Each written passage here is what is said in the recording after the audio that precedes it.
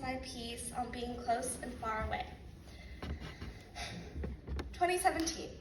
I never really liked my dad's music. When I'd sit on his lap watching old live recordings of 70s songs on his iPad, I'd always poke fun at the lyrics, and perhaps at him too.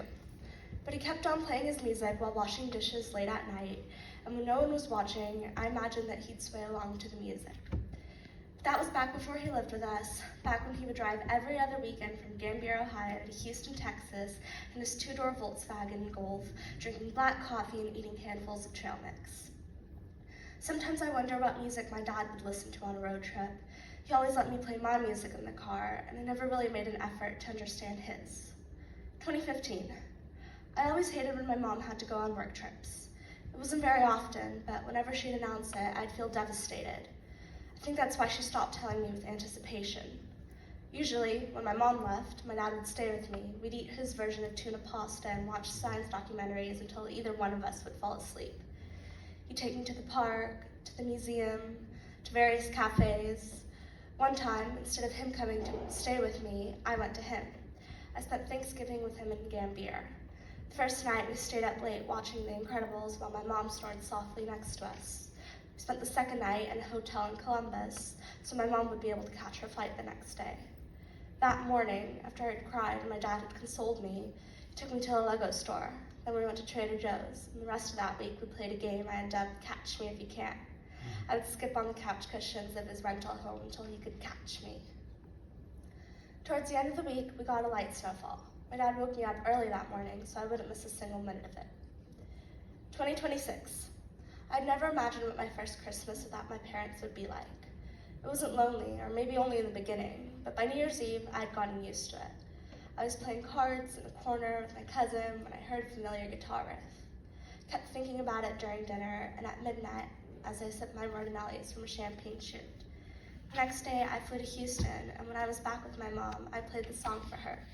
We listened to it lying on the couch as she cried silently. You know, Alejandro Sainz wrote this song for his daughter when she was born. Now I listen to it in the car on the drive to go see my dad, and I think of my little family as I watch the grassy train tracks from the car window. Thank you.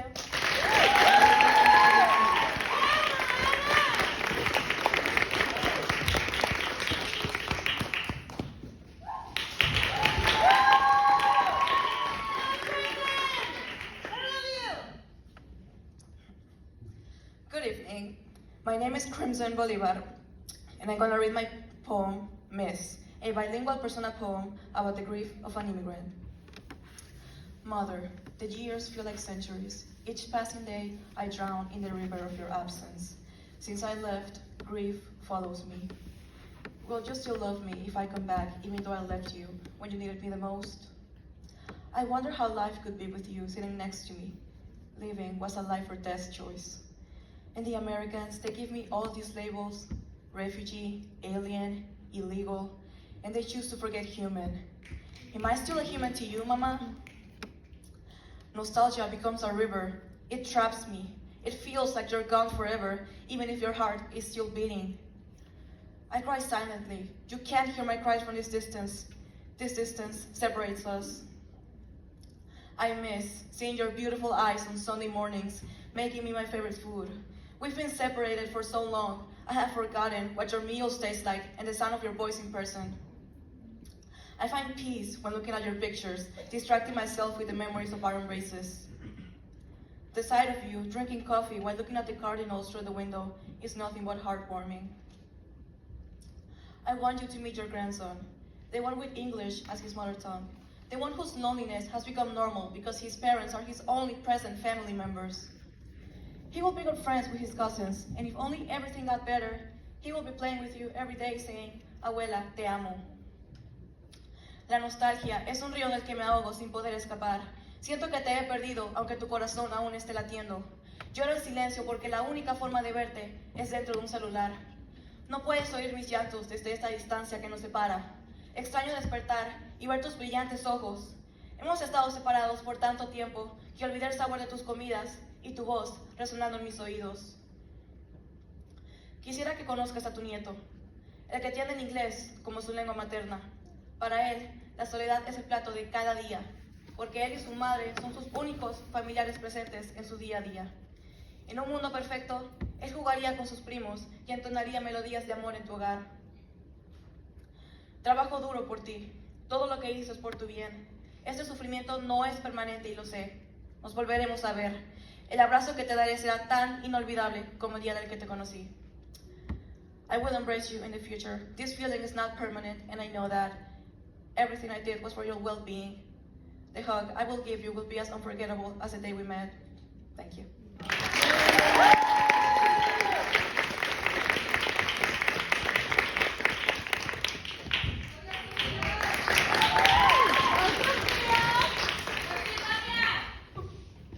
Hi, my name is Sophia, and this is an ode to the strangers I call sibling.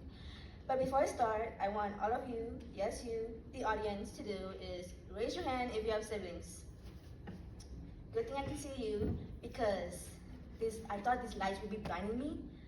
But those who do have their hand up, well, had their hand up, you know how much of a pain they can be, right? Well, joke's on you. I'm the youngest and am the pain in both of my brother and sister's rear end. I annoy them, steal for them, hit them, and anything else that I've forgotten about. I annoy the heck out of my sister and brother, stress them out. Heck, I even managed to get under their skin, just by insisting. Nah, I'm just kidding. But I'm not the only annoying one. Sure, I may be the youngest, but surprisingly, I'm not the one that annoys the most. That title belongs to my brother, also known as the biggest idiot in history. I may annoy by doing stuff, but my brother annoys my sister and I just by being there. Of course, that isn't entirely true. We love our brother, he's just annoying in general. My sister, on the other hand, she works 24/7 now. She used to be more distant, but we grew closer, maybe because me and her share a bedroom now, which she hates. We also used to share a bed until we changed to two singular twin ones, just because I wouldn't stop kicking and take up the whole space. There is evidence of this, believe me or not. An image of me all sprawled on the bed as if I'm being crucified, and one of our dogs somewhere else on the bed as well. My sister is annoyed by my brother and I. She's even told us that she wished that she was an only child. But both my brother and I know that she's just bluffing. But aside from all that, I know one thing for sure, is that despite my brother's idiotic self, my annoying presence, and my sister's dramatics, all three of us love each other. And we will donate our own kidneys to each other, but we will not share chargers. Also, my sister still owes me $5.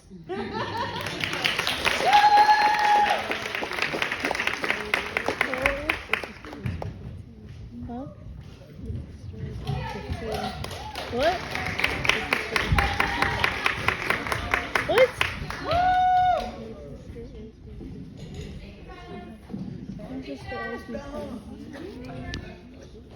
She's never gonna do that. You guys are so cool!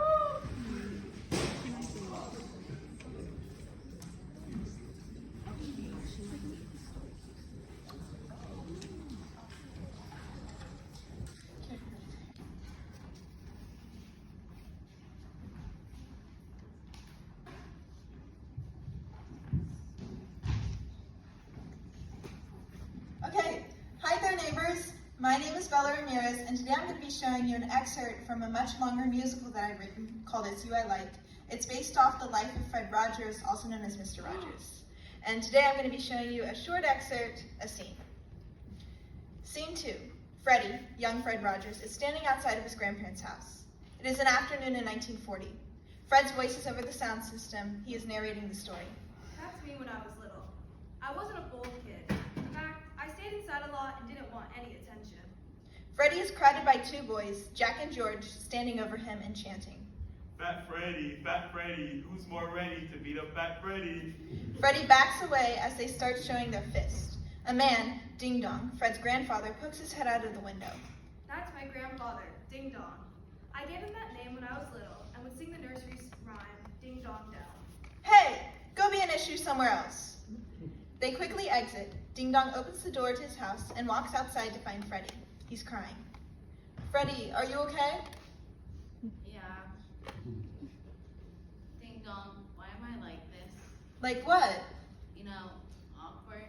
I'm not cool like the guys that you see walking around. They're special. They got all that Freddie, what have I always told you? Don't put your tongue on metal when it's cold outside. No matter how many times you think it won't stay, it will. Yes, but I mean, I like you just the way you are.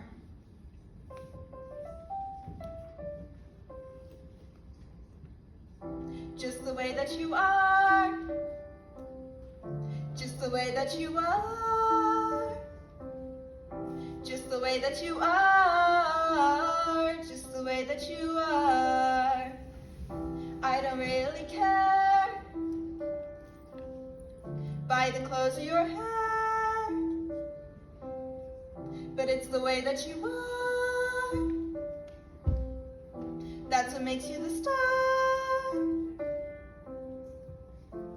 You could be anyone, yet you're you. And I think that's the best thing to do. Come on, Freddie, let's show them. Just the way that you are. Just the way that I am. It's the way that you are. It's the way that I am. That's what makes you the star. That's what makes me the star. Just the way that you are. Just the way that I am. But how do I know it's the way that I am that makes me so special? The way that you are means you won't need to hide yourself to settle. So now we've confirmed that we won't let them turn down the way that we are, because we are the stars, because I like you just the way that you are. Music continues to play. Freddie and Ding Dong go over to the bench and sit down. Ding Dong puts his arm around Freddie. You know what, Freddie? What? Someday you'll be making a difference. And it won't matter if you're awkward or not. You'll be happy. Freddie's mom, Nancy, enters. She looks graceful, wearing a nicely tailored dress. What are you two doing? Just getting some things cleared up. Freddie, you have some homework to finish. Come along. Freddie hugs Ding Dong. Ding Dong leaves. Freddie and Nancy exit. Ding Dong sits alone on the bench watching them leave. You're so special, so very special, just the way that you are. End scene. Thank you.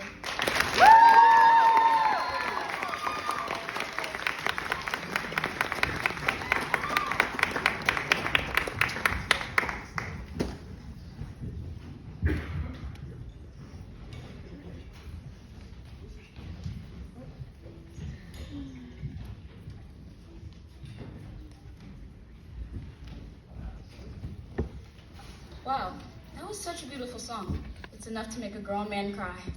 Wow, all this growing up makes me think of my childhood. Yeah, me too.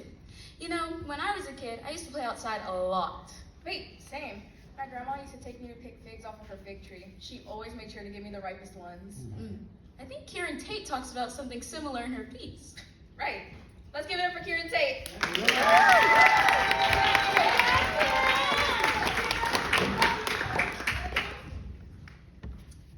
Hi, my name is Kieran Tate, and I'll be reading my piece, Mulberry Stained. There is no penalty for scraped knees. I do not know the weight of expectation.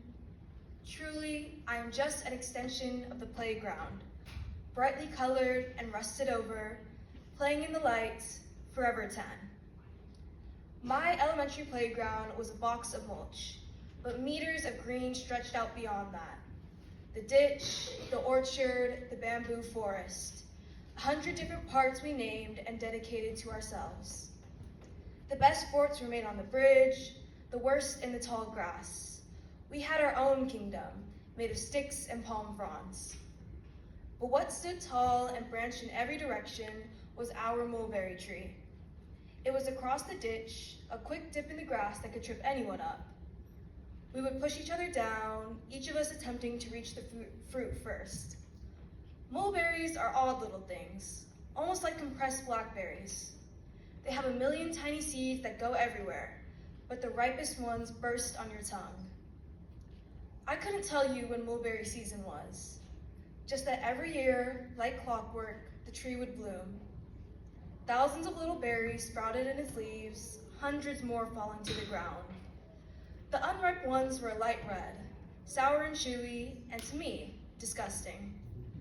I was picky about my fruit, in a way I wasn't about a lot of things. I'd like to say this is where I learned selfishness. Pick the best for yourself. The fattest, darkest, sweetest berries. Grab them until they stain your hands a deep purple, swallow them until you can't breathe. We'd start every recess of the season like this, plucking fruit off the tree. We often didn't like each other, this mismatched group of 4th, 5th, and 6th graders, but we were all hungry, starving for something to be smeared across our teeth. Out there, we were hunters, gatherers, warriors, and family all at once. This is where I learned to jump, to reach forever upward. Everything I'm telling you was taught to me. Classmates pressed mulberries into my hand, even when I was too small to reach, and laughed when I spat out the red ones. I passed this experience on to the next, and the next, and the next. This tree was our beginning, the point where we all learned how to be human. In the coming years, we'd scatter, like seeds blown to the wind. But back then, we had no regard for anything but the fruit in our small hands. Thank you.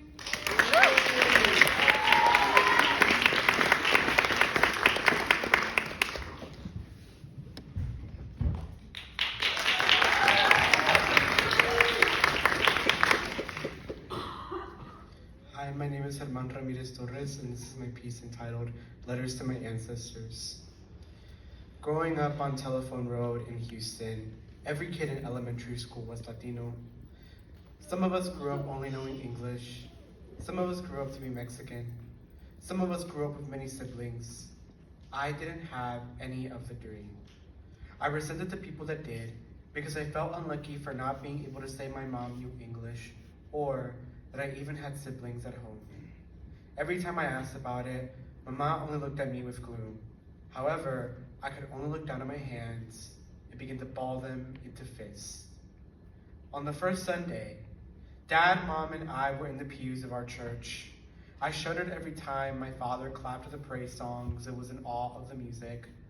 What drew me to the church was these special moments where people could congregate after working. After praise break, Dad went up to the small podium and began his sermon. This was always my favorite part. My father has dedicated himself to the spoken word for 20 years, and hell, he still screams his lungs out like he is 20 years old. I looked at him with my mouth agape, and then looked at my hands, wondering how to ever reach the height of his voice. 2 weeks before my mother came to the United States, she decided to leave my siblings in Guatemala. My mother dropped many tears, but her eyes became so heavy that all she could see was victory. When she touched American soil, she was put in a detention center. The moment my father came to pick her up, she rolled down the window of his beat-up car and screamed in the emptiness of Eagle Pass, Texas. My mother hung her hands out the window, letting free wind hit her free body. My oldest family member is my abuela. She holds many stories in her long, braided hair. Our hair growth tradition began centuries ago, before we spoke in colonial syntax. One day, I asked her many questions. No matter how many stories she repeated, I knew I had to cherish every one of them. I learned to cherish every one who was in them. With every step, an inch of her hair grew, a mark of survival. Once I grew my hair out, I learned to stroke each strand like she would do. When I visited Guatemala, I remember my brother's gravesite, sitting in the middle of multiple trees and shrubs. I sat close to the warm cerulean stone he was in. The worst part of it all, I didn't feel anything in the moment. My brother and I never met. I didn't know what to feel. Later that day, we went to a cornfield that my family owns, and as I bit down on freshly picked elotes, tears wet in my eyes, a feeling poking at my heart. Grief. I felt responsibility hit me, and how much there was left to carry after his unexpected passing. My hands became browner the day my ancestors gave me his melanin. His, only became paler. Every time I read about my family, I find myself writing letters to them.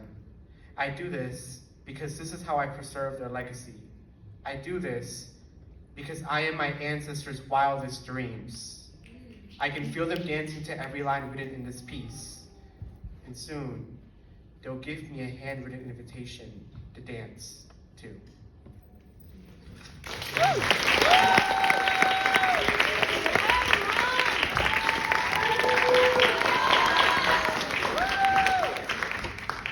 Hi guys, I'm Liana, and this is my piece, The Cook in the Skin on the Back of Our Hands. No one is illegal on stolen land.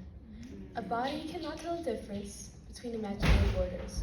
We are all made of the same cells and stardust. The ocean knows the sound of suffering because the boats never stop rushing to safety. My great-great-grandma, or my Lukie, was on one of these boats. She was born underneath a coconut tree, and from the time she was born, her bones knew only of selflessness and unconditional love. She carved us out of the brown string of the coconut and created a home full of laughter. During my grandma's childhood, the Khmer Rouge happened. They threatened to shoot the education out of our bodies, but the strength of our ancestors carried my family through the nights as they searched for a new home. They held up their mourning bodies as they witnessed their youngest daughter burst into flames, an angel rising to nirvana, or I imagine reincarnated into the cicadas behind my house. After the death of her sister, my grandma wished to be reincarnated into a woman of steel. My mom was the first daughter, first citizen of America. She reminded my grandma of the hope music encompassed in the child's innocence before war and tragedy fell upon her shoulders. My grandma didn't know it then, but her wish to be a woman of steel was granted. But she was always too focused on preventing her own children's suffering that she never healed her own wounds. Grief has always been a frequent part of an immigrant's history. My mother, however, told us when she woke up on the day my Lukduit died, my Lukie came back from Nirvana and was holding her, saying, "Grief is a part of this world own, because how can you appreciate life if there is no end?" I am pulsing with prophecies and starlight that hold my ancestors' memories. I want to be the embodiment of all the dreams my Lukie could not achieve. I am the fire that will pulse back against the flames of war and brutality that killed my grandma's sister or the immigrants in detention centers. A body whose family and history will always run in our blood. How can we be aliens if all we have known is this land? How can we be treated as less than human if we all love in the same way? Within this coconut, we will not find a white interior, but the children of immigrants who cannot let their parents' and grandparents' sacrifices go to waste. We will fight with our stories until the world knows the name of our countries and our ancestors. Thank you, Arakan.